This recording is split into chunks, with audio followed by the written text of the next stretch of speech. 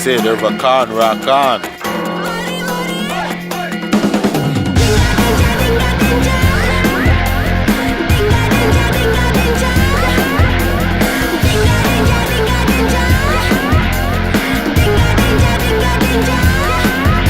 Artistry don't need victory for the future, writing history. But so my pain or mystery, life full of hate and misery. A word I spit is controversy. Say I won't be able to chop my city. You think I'm a musical catastrophe? Multiple genre the audacity. Yes, Urvah Khan, really, who is she? She must be the next best thing. Is it really true? She can rap and sing, pop, rock, hip hop. She be jamming. Her jam bangs with these 7 C's. Swag so unique, everyone's intrigued. And could this be her destiny? Bring this bit to reality. Yes, my name is Urvah and I am a dreamer. But like Lennon says, I'm not the only one. Yes, my name is Urvah and I am a dreamer. But like Lennon says, I'm not the only one. My name is Urvah Khan. I am a local musician from Toronto, Canada. I want to create the next movement of rock and roll, which will be led by brown women, brown boys, Middle Eastern kids all over the world. Is to create a sort of sound where people of different cultures can come together to be a part of a movement which is a liberation front. The reason I believe this concept has the potential to be the next wave of rock is the fact that when it comes to the West, we have freedom.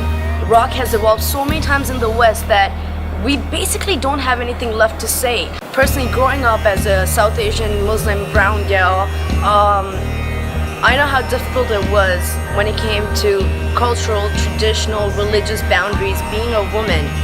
And rock and roll has helped me defy all of them. I don't think that everybody in the East will have the opportunity to come to Canada and run away from home and do what I did, right?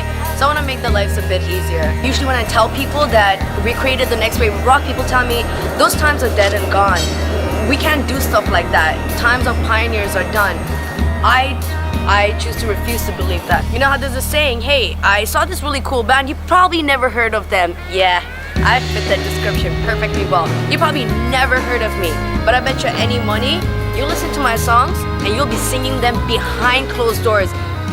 And you'll personally kind of be in love with me behind doors, and you might be like, she's too aggressive, I don't like her, she's so rowdy, she's so scrappy. Well, you know what? Maybe it's about time the world sees a scrappy little brown girl who has something to say. This is so crazy. The things that she's passionate about are demons and things that also have hurt her, you know? I mean, the kind of things that would cause you to be dysfunctional in family and relationships are the things that drive her to focus on her music and to really promote that, and you get both. You should feel like a youngin'. A young, right, 44-year-old rocker dude. Ruben's a big fan of Robert Plant, which is why majority of the time you see him on stage with me, his guitar is on him and he's like... That is Ruben. Listen, this is Ruben's pose on stage. It is, so if normal people stand like this, right, Ruben does this. Should I have to put up with? It's Ruben. Ruben totally steals my moves. He always puts his hand on his hip and does the little Indian booty shake. That is not true. See? You see that? You see that watch on my dad's hand? Check it out. It's broken, kind of like his marriage and her family, but at least he gave it to me. Really felt like, you know, if you blow it up right and use that as album cover, it would look awesome on a vinyl cover too, eh? So it's perfect. Do you think I look like my mom or my dad? A little bit of both. They brought our family to Canada, so we would have the opportunity to dream. And I gotta be grateful. If they didn't bring me here, I would not be Urvah Khan today. I'd just be Urvah. Probably be someone's wife, cooking food, cleaning, taking care of the kids. The picture perfect family picture that we use to get into Canada. The parents are thought to be a certain way, right? And they become adults, and then they have kids, and then they want their kids to be a certain way, just the way they were thought. And when you come to a country like Canada, and all of a sudden there's this thing called freedom, and then you start smelling it around you, and then you go to school and your friends are telling you, what? Your parents don't allow you to do this, your parents don't allow you to do that, you know, you have freedom, you could do anything you want. And then you start kind of getting greedy, and you start feeling like, if they have freedom, why don't I? You know, you brought me to Canada, why did you bring me here if you don't want to give me my freedom, right? I have the opportunity to make music. Like, I'm not saying that people back home in Pakistan or India or Middle East can't make music, right? But look at me, you know? Just look at me. This doesn't happen anywhere but in Canada. And I'm grateful for it. But it happened at the expense of my family. But it's okay. I guess family means different things, right? I guess my band's my family. My friends are my family. My music's my family. The yin and the yang. That's worth it though. I like it.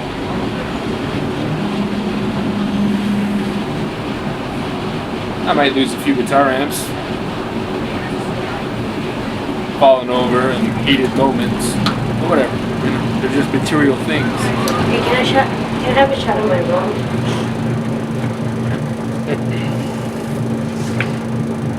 You want any more? It's not funny. I'll drink it up. So delicious. Do you want some? I'm good, thanks.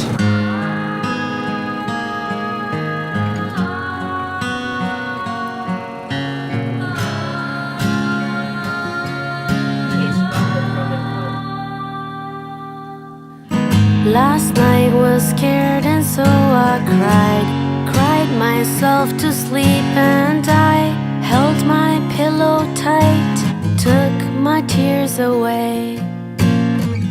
Come sunrise, eyes hurt, hard to see, lit cigarette, hard to breathe, hard to breathe.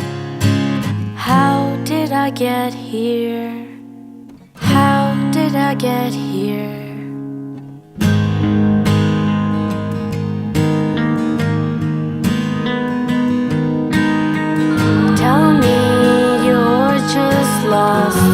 Lost like me, waiting to be found, lost at sea.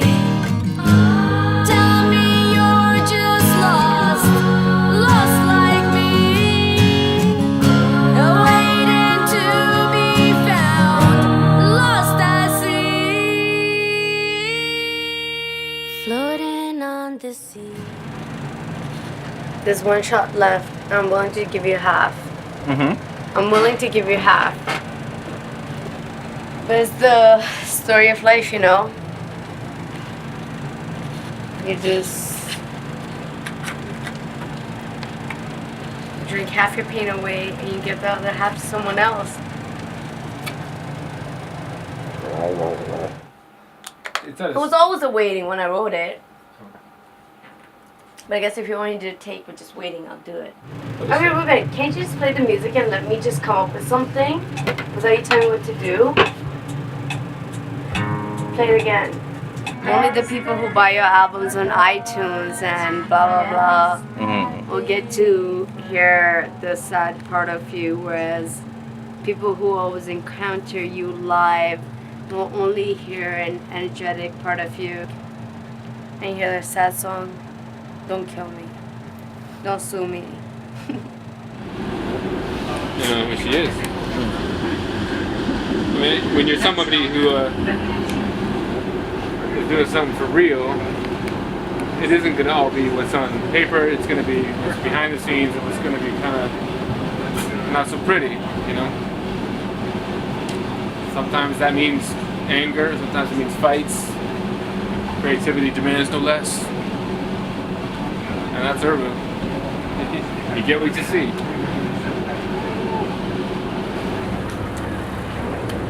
I'm looking for my spliff. I'll find it, don't worry. Yeah, but you know what the truth is? I'm not that bad. Although that was a streetcar that I could have got on to get home and I stayed behind for you guys, the truth is that even if you weren't here shooting me, I would most likely probably stand here and wait for your streetcar just to be a good friend.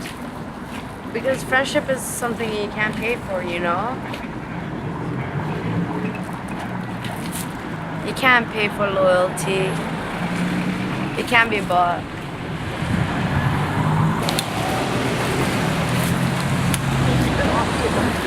Isn't that crazy?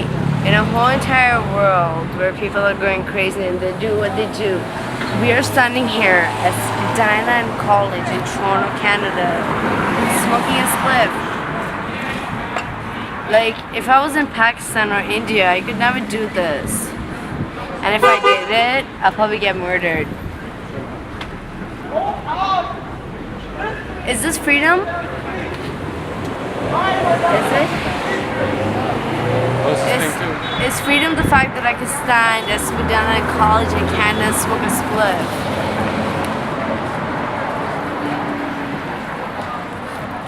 Could it be? I remember when I was 15, 16, I chose my path, but I've never been the fragile, sensitive girl that girls are expected to be. And you know, once I ran away from home, which is the boldest decision I ever made, it's so crazy. I remember times when I was just couch hopping, and at certain nights I didn't have a place to live at, and you know, I would go to my friend's building and kind of sleep in the staircase with little nunchucks in my pocket. My boys would come check up on me in the middle of the night and just smoke a cigarette. And there's times I remember I slept at a park in Scarborough, and now when I think of it, I'm like, why did I put my younger self through that? I think being on the streets and not having a home for the longest time really made me appreciate wanting to have a home, or at least a place where I could lay my head and feel at peace. And I want to make up for all those years where I treated myself bad. And like, you know, it's sad, but I do think the younger Urvah didn't have much self-respect or didn't feel as valuable as she feels today. Little Urvah has grown up. They're very good for beginner musicians or people who are trying to learn about music, because you hear the note, and when you hear it, you can sing it, and then you know it, which is awesome. So this was the first thing my teacher ever taught me. There's two ways of singing it.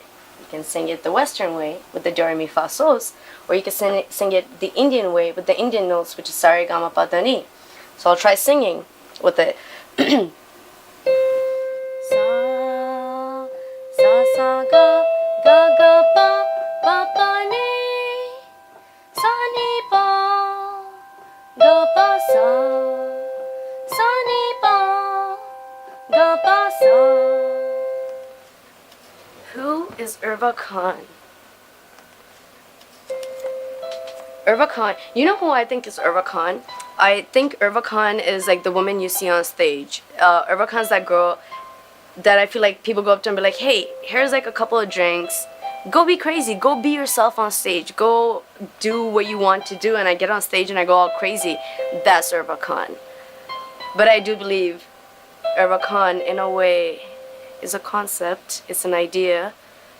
Because I'm Urvah, right? I'm not 24/7 the woman you see on stage. Urvah, and I guess Urvah Khan is a character, a concept, an idea of, like, you know, the strongest brown woman I could create. And I look forward each day to be more like her. Do you know that song? Chunni ke niche kya hai? Chunni ke niche. No, don't film that. Please, come on. Chunni mein dil hai mera. Na na na na na na na. Ye dil mein dungi apne pyar ko, yaar ko. Hi.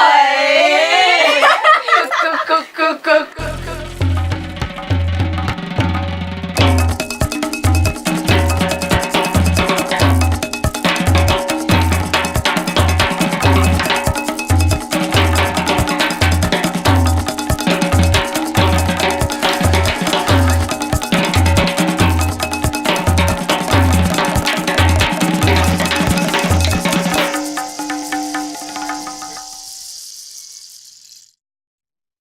I'm really looking forward to it. I'm looking forward to feeling the high on stage.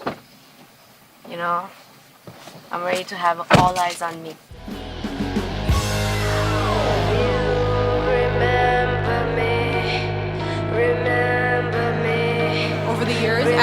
she's been so sincere and consistent with her art. She is indescribable.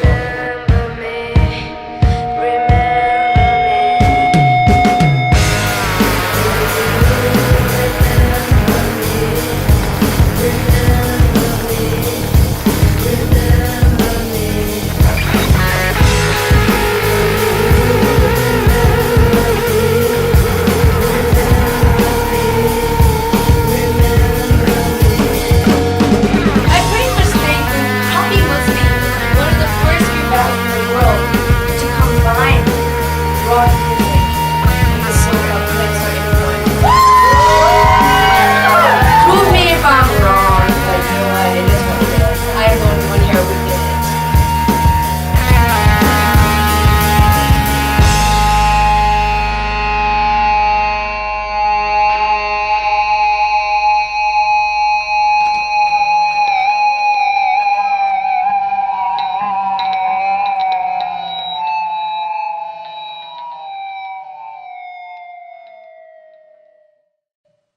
I guess I feel like I'm tired, but I'm not tired. I'm kind of uninspired, but I still keep going. Like, I'm still planning stuff for the future and just planning on what I'm going to do. It's so weird because you think that if you defy everything you were ever raised to be against, right? And you defy everything that you were supposed to be, because like, you know, typically it's supposed to be a Muslim, Pakistani woman. And you defy all the odds and you become who you want to be. You make the music that you want to make. And you do the crazy things that you want to do, right? But the question is, what happens when nobody cares, right? Because at that point, it's like, am I doing this because I want people to care and I want them to acknowledge me and I want them to appreciate me? Or am I doing this because this really is the only method of salvation and redemption for me? Then I think about it and go like, hey, is it really about acceptance? But it can be, because you know what? I don't care if nobody ever accepts me. I'll fucking still piss my money away on music. So I guess it's about redemption and salvation. It's the sad part of Bollywood that certain brown girls have to live that nobody watches in movies, where there is no hunka-dunka-dunk who comes on a white horse to save you, because you just become a punk rocker. You just become a punk rocker and nobody cares, except that guy right there. Yeah! Don't even know how to play this thing.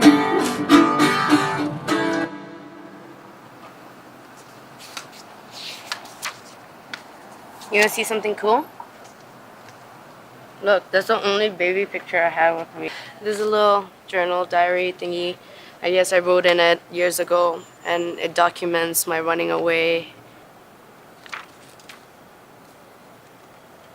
So it says, finally, after so much confusion and hard thinking, I decided to run away. It was Wednesday, November 21st. Even till the last moment, I was confused on what step to take. Around 6:45 p.m., Mom started talking to me on how to solve the problems at home. Oh, I just wish she talked to me about this earlier. I felt so guilty telling her to go pick up Papa from work. As soon as she left, I started throwing everything into bags. I changed quickly and called my friend on her cell and told her to come up.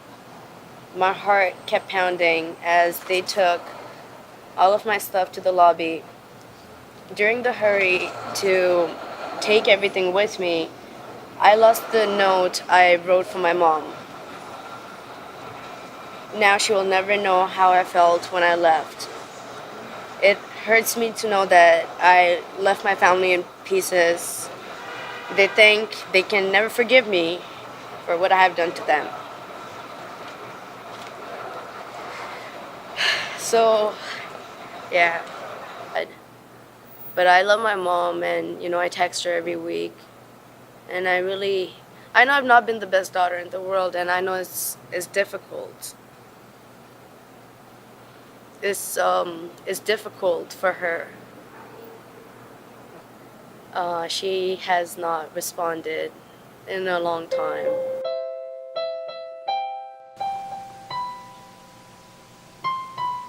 It was just everything. But you can't, like, I can't blame my parents, I can't blame anyone because people only do what they know, right? And what they know is what they've learned. So it's like, I need to break that cycle and I need to be my own person and I need to be great. I am great.